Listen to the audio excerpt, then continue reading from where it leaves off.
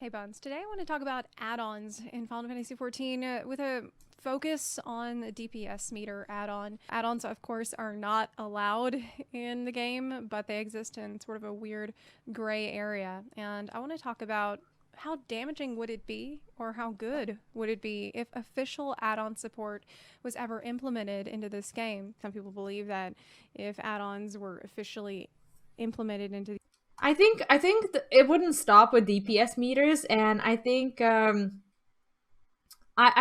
think that the DPS meters would only be the beginning of this whole kind of add-on era that I think is completely unnecessary in FF14 because it would change what FF14 is as a core. Like everyone who wants to play with add-ons, like they know where the door is and they know where WoW is, so they can just go there and play their add-on game. the game, like DPS meters and such, that they would ruin Final Fantasy XIV forever. Like, they would be the worst thing to happen to 14 since Yokai Watch, or since 2B's butt got nerfed. Would it be like opening a Pandora's box where Yes. once it's open, everything is ruined forever and Yes. we'll never go back to the state of innocence that we were in before? Or would add-on support perhaps resolve some overlooked problems with the game? I want to start by going over Yoshida's most recent take on this issue. And while, like I said, the focus of this video will be mostly on parsers, I might lightly touch on some other third-party tools. And I won't read the whole thing because it's real long. I'll link to it in the description box. But I just want to hit on some of the main points. Exactly. Like there are some add-ons that don't really harm anyone, like, like the G-pose add-ons and stuff like that just like allow you to, take screenshots of your character. Unless you're like taking like naked screenshots of your character and like posting it around social media, making the game seem like something that it isn't, then it does damage, the game and the community and the rep overall. But most people wouldn't do that, so I'd say in general these kinds of add-ons don't really harm anyone. And like if you want to like make your character look to you differently than what it looks to other people, I don't think it's damaging. It could be confusing, like for example if you're a content creator and if you're wearing Yotsu's dress on stream, like people will be like, oh, where can I get that glam? And then they get confused because they can't find it. But like in reality they can't even get it from within the game. Like these are things that are easily resolved. You can just like ask a question and then people reply to you and stuff. But it does kind of make you lose appreciation for the glam pieces, for example, that you would get from within the game. So I'd say from that point of view it would be bad. But yeah, it, like getting one type of add-ons like DPS meters and endorsing it endorses pretty much all of them. And people get creative, and add-on makers are very creative people, and I do believe that it would turn the game into something that it isn't today. So no thank you. Stuff that he has a big problem with when it comes to these tools. First of all, lewd mods. So he said people have used this mod that someone has created to undress the characters in Final Fantasy XIV. Now, if you're on Final Fantasy XIV Twitter at all, there's a good chance that you've probably seen some heavily modded characters in screenshots. You might have actually seen some very nude characters, very nude and lewd characters in screenshots, and I've seen people posting screenshots of characters that don't even look like they're from Final Fantasy XIV. They're just It's like a different game, modded, with custom outfits, custom hairstyles, like boobies hanging out, and so obviously none of that's allowed. None of that is okay under the terms of service, and I know that some people actually have been suspended, have been issued penalties for this. So whenever we had this live letter a few months back, Yoshida said, no, it's not okay. I do not approve of this. Please do not do that. Porn laws are very strict. Stop saying I said it was okay. It's not okay. So good mods, I still see pictures. Look, I'm not she's not looking for them, but I'm not going out of my way to see the not safe for work screenshots. You don't have to go out of your way on my various social medias. They're there. They're there.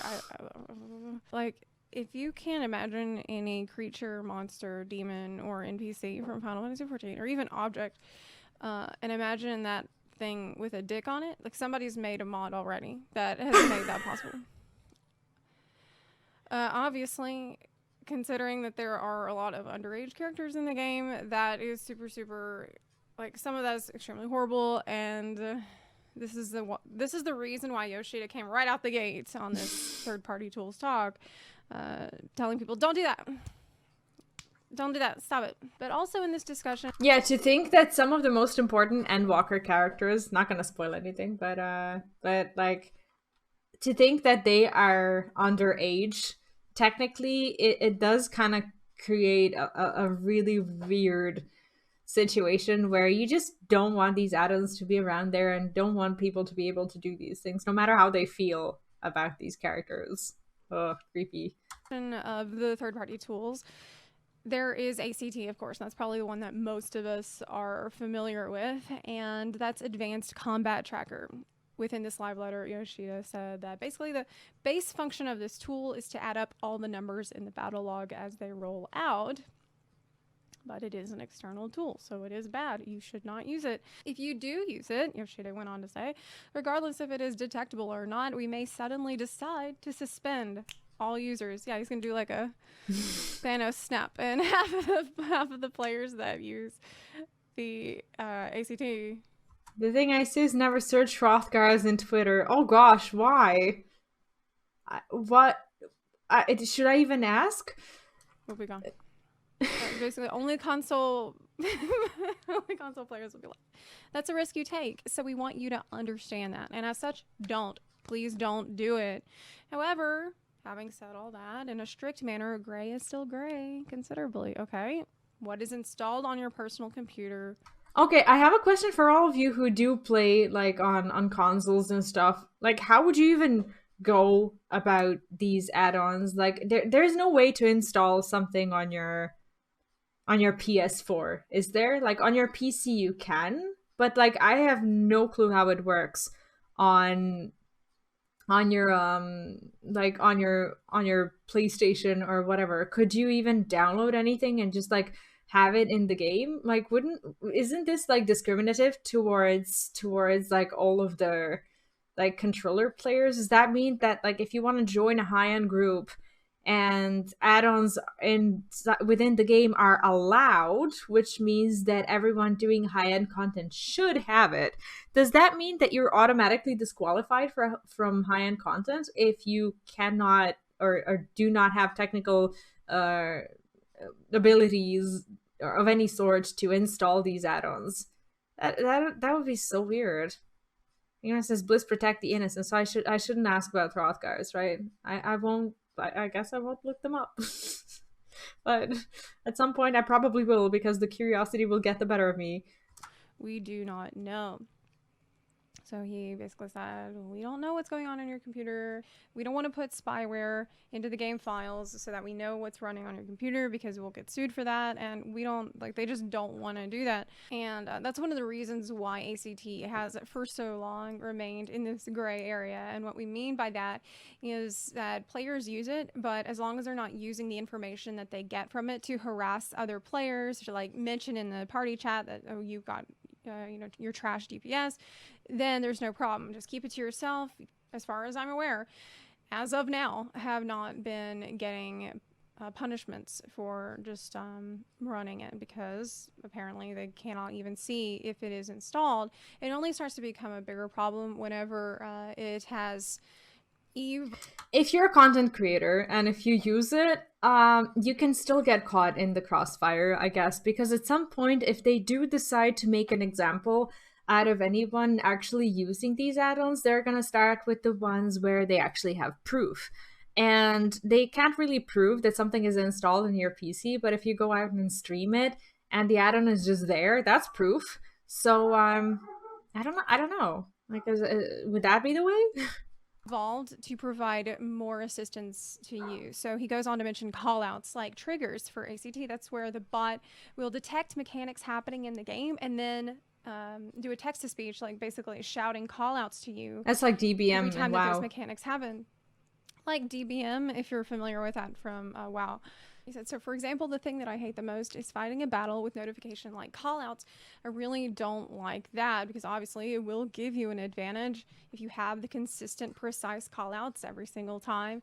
Ask anybody that's been in a static, only, in a static situation, you're dealing with other humans. People are gonna give wrong call outs sometimes, and to do consistent call outs very well every time, that's part of your skill as a player. But if you have the bot doing the automatic call outs for you, well, you are gonna have some advantage. Then speaking about this topic, we are told, and I'm continuing to quote Yoshida here, then just implement it as an official tool. But like we were saying, we won't implement it. It will definitely turn into a storm. The problem with these things is that it creates an environment where you are absolutely expected to always follow these callouts and mechanics because they are there and readily available. So anyone who doesn't follow these very obvious things, like DBM callouts or whatever, is considered complete trash at the game. When you're in a situation where you have a raid leader or shot caller or whatever calling these things, it's like the blame is not as evident because someone could be doing callouts too late, or someone could be a bit confused on how things are being called out. And I think how the things are being called out and discussing it actually creates a good team environment where you actually get to talk about what the best way would be to have these things called out. But instead, when you have a DBM or like an application that like calls these things out, first of all, everyone needs to have access to audio and to listen to these things, and not everyone does. You would think that everyone listens to like trial and raid music, but not everyone wears headphones while playing, and not everyone is comfortable doing that. And somehow you'd have to be connected to the game's audio and have either headphones or listen to it on your TV to be able to follow these things. And you'd automatically be seen as trash if you don't do these like, well, they start being considered basic mechanics, even though some of them are really hard to follow, just because you will always get the consistent call out, and people will think that it's just for granted that you will that you'll do it right. And if you don't, you're holding your group back, and everyone's getting annoyed because you can't do the simple thing that the add-on is asking you to do, which is dumb. It cannot be denied that it will turn into a storm. Though there are people who say that won't happen. It will be user choice. It will happen. And moderation. However, in Party Finders, it will be there. Quote, only people who can prove this number can join. It will absolutely be chaos. I agree to an extent. I agree that, yes, if you implemented an official damage meter that works in a similar way to the ACT parser, where so you put that in game, then yeah, people would be like, only if you can prove that you have this much DPS, then you can join. Because as it currently stands, we have players that use ACT, we have players that are using the damage meters, but because it is in this gray area, people are very hesitant to bring up damage in a party for fear of being punished, which they very well might be. And of course, demanding a certain amount of DPS is completely unacceptable. Like, you will be punished for that because it will prove that you are indeed using ACT. This is information you have to keep to yourself. The thing is, though, ACT... you have to also be mindful that using a damage meter denies anyone the opportunity to learn their job in a high-end environment, because playing your job in a duty roulette or in fates or in an open world content of any sort is very different from getting your character inside of the raid environment, because you don't get to practice half of these skills that you would normally want to use.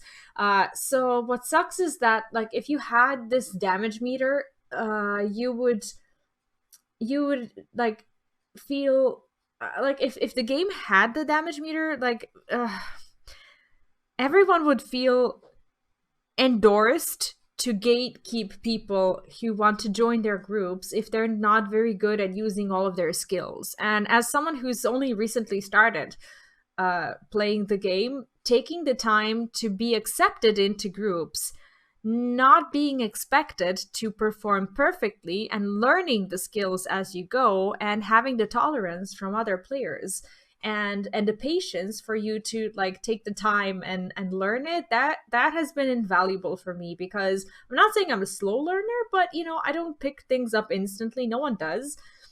And that's something that wouldn't really be appreciated in a more DPS meter endorsed kind of environment, because everyone would just be like, okay, if you can't reach this number with the skill set that you have, you're out. Like, when do you even get to learn? I think the feeling of first time improvising is the funniest thing, because there can still be multiple ways to clear it. I like the idea of this is the only way. Yeah, exactly. Like what's beautiful is well, yesterday actually when we were doing the trial, what's really cool is seeing that the raid group is getting some call outs, but you still see people doing things independently and surviving, you know, and doing fine, because they feel confident enough in their own skills, and they can prove to others that that is definitely not the only way. There's never just one way of beating something, unless you're really forced to use like tank LB3 or whatever to survive. But like, these are, you know, these are the exceptions. Like, there's always multiple ways of doing things, and the callouts add-ons really limit that, because they tell you the most efficient way and that's it, and the group just kind of becomes brain dead.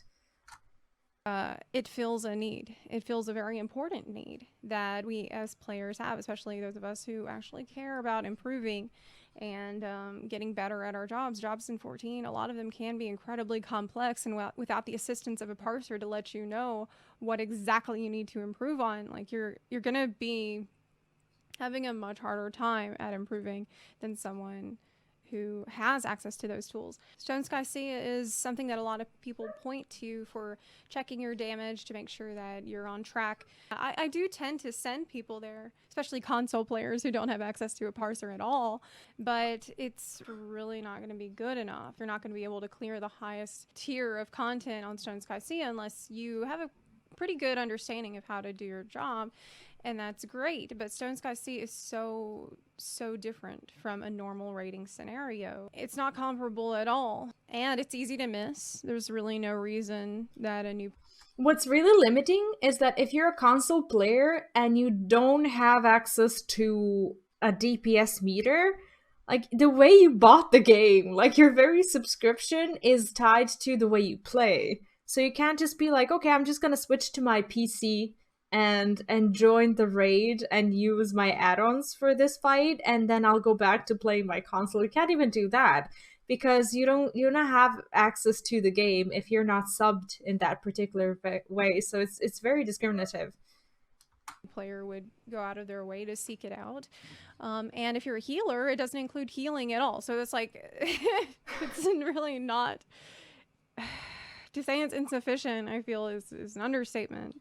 Not to mention the whole other dimension of raiding, which involves, you know, trying to figure out how to line up your buffs well with everyone else in your party. You're not going to be able to figure out how to do that with Stone Sky Sea, and it's probably something you might completely ignore if you don't have access to tools like ACT.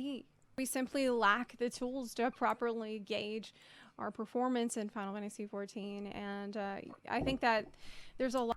I can see where she's coming from with these arguments, but there are plenty of people who have been clearing content without these add-ons by relying on communication with their team, and I will always think that's a better way.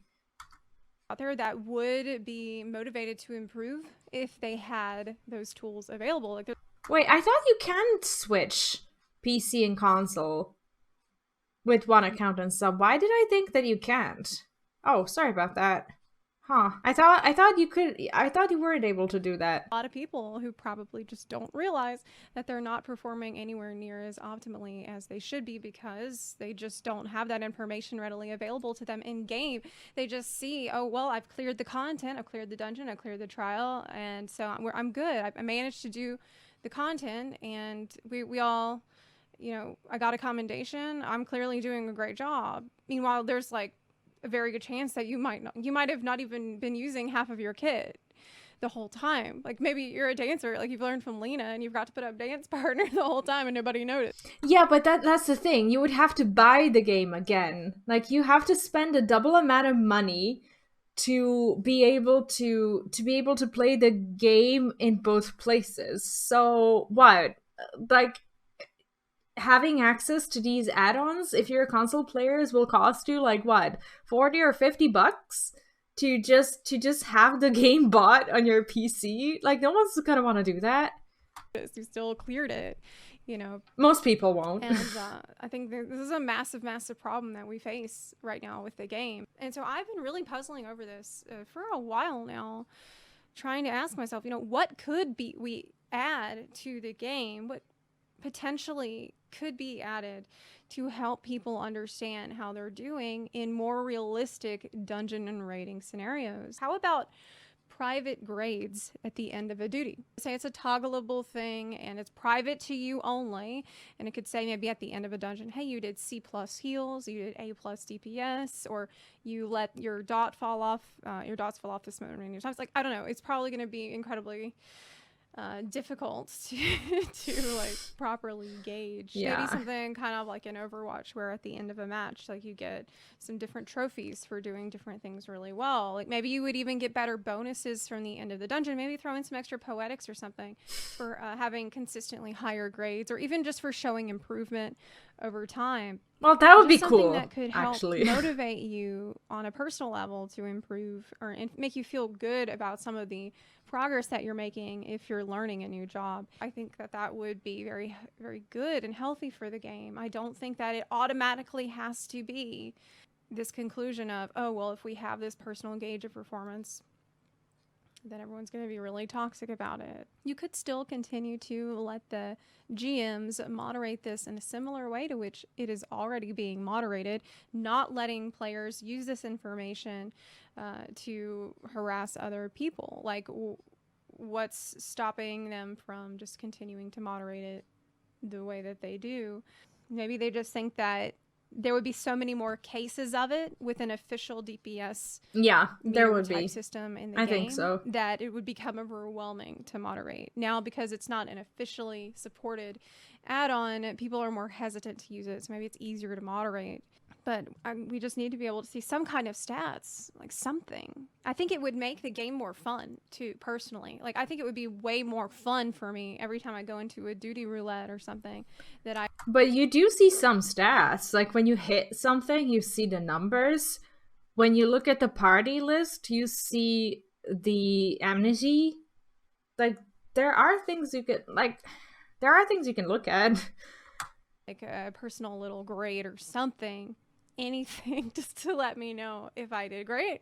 I mean, hell, even like a pass or fail system would be better than nothing. Maybe at the end of a dungeon, I could say like, hey. I liked her idea about the extra poetics though. Like if your damage was high, like do you know how like when you play that game, like when you play I don't know, was it like karaoke or Guitar Hero or whatever? I don't remember, but like it's the game where if you like, I don't know, sing and like hit the notes, or if you like, I don't know, hit the buttons well enough, like you get like audience applauding you or whatever. Like if you do an amount of things that are recognized as good by the game, you get like some small bonuses. Like that'd be fun. Hey, we noticed you didn't have a dance partner up for this amount of time. Or hey, we noticed you didn't have any sect up. Like stuff that's easy to tell. We noticed like you didn't hit any positionals this entire time. Like there's a little warning, something. Anything. Feedback on how we're doing in more realistic scenarios, not sitting there on a dummy. Like imagine if you do a dungeon, like even a raid, that you manage to do all of Copy Factory and you don't get hit by any mechanic. It would be awesome if you could get some additional bonus loot for that, or just something for yourself to make you feel proud of that. Something that people can strive toward. I know that back in the 2015, Yoshida actually seemed to have a different attitude on add-ons and mods in 14. Let me see if I can find it. Here's an article from 2015 where it said Final Fantasy 14 mod support in the works. We are working on mod support UI integration for those looking into modding. We've heard people in their desire for mod support, and we acknowledge that. We're working towards implementing it. Yeah, but this was around before the time that like the WoW community and like the way things are in World of Warcraft like really started to fall apart because of the toxicity that was in the game because of these add-ons. And it is like I think they learned from these mistakes. I honestly do think that they're mistakes because WoW, when you have add-ons, you can make your game unrecognizable, and it's just, I don't know, everyone has their own different version of WoW and hold their different versions of things that they can track and stuff, and it's not the same game for everyone. So that kind of sucks. And I'm honestly glad that they were able to learn from that. This was from 4 years ago, this interview where he was asked about the addition of an API for add-ons so players can add extras to the interface. How's that going? And Yoshida said that it was postponed because of the big concerns over DPS meters.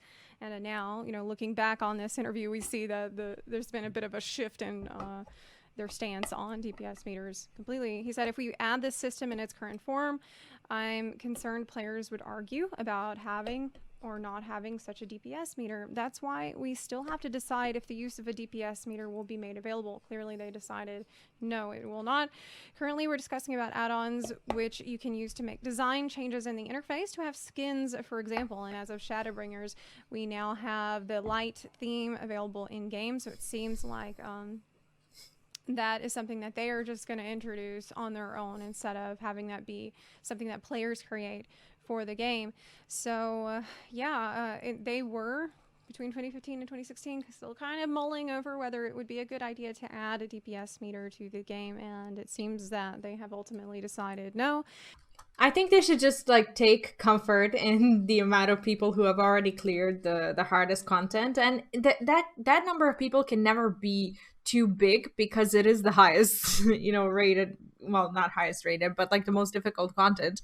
But yeah, people still do manage to clear it, and I think the way the game is now, it still calls for human interaction, which is what makes people want to log in so that they could like see those friends again next day that they went to a raid with yesterday and had such a good time with.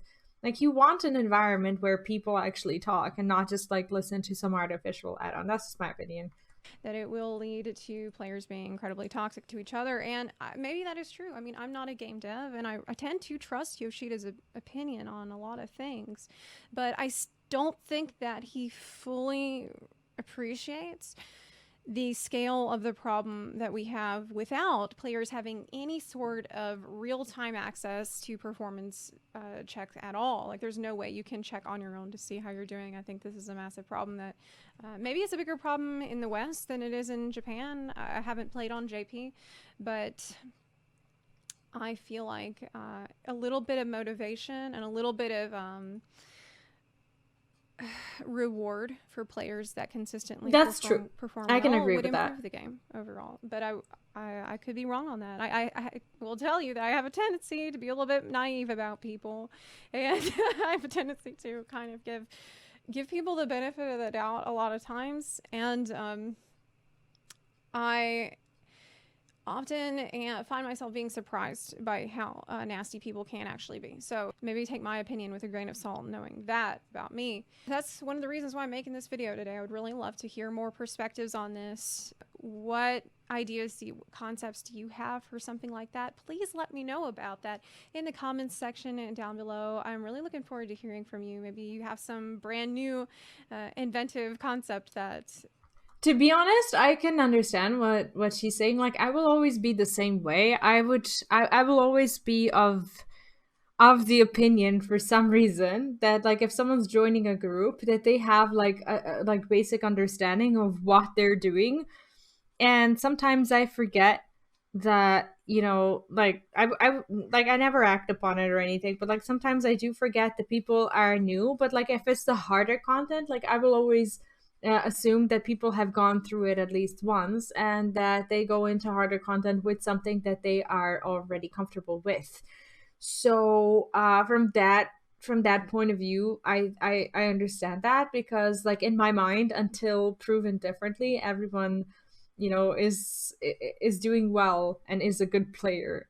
But yeah, like sometimes things happen. Sometimes people want to get into harder content with something they have never been in the harder content with, and that's also fine from another point of view, where they want to expand the amount of skills that they use and learn how to use them in an environment with other people as well. So I get that, and that's also okay. It does spend a little bit of time when it comes to, you know, clearing the group, and, you know, other people kind of committing to coming there and wanting to get the clear or wanting to prog or whatever.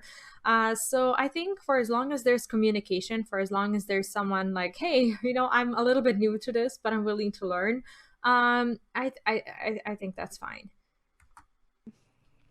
Would actually work and help maybe manage some of the toxicity. I'm also a big fan of add-ons in general, like any game that allows me to download add-ons for it. Like I'll just be browsing the add-on website for no reason, like just to see if there's something cool that I would like to try out. Like I'm really into add-ons, so that's probably playing into my thoughts on this as well.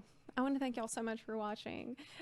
If you enjoyed this video, please consider supporting the channel on Patreon or on Twitch. You can also support the channel for free by clicking the subscribe button or by sharing this video with your fellow warriors of darkness. Thanks again so much for watching, and I'll see you next time. Bye.